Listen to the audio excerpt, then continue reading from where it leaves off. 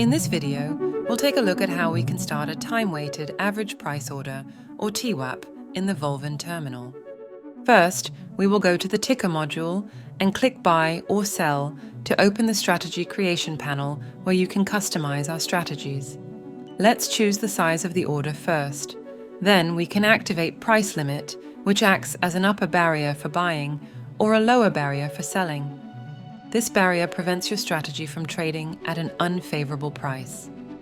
Next, let's set a happy level.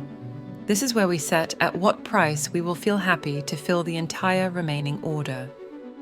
If we set the happy level to 5% below the market, and the market drops to this level, the TWAP will fill as fast as possible, even if there is time left for the strategy. Trigger price determines the point at which the strategy will start, meaning the strategy will not start until the market has crossed your trigger price. If there is no trigger price, the strategy will start immediately. And lastly, we will choose how long the strategy will run for. We can also choose when the strategy will start. Click Launch and the strategy will show up in the Strategy module. And when the trigger price is met, the strategy will begin.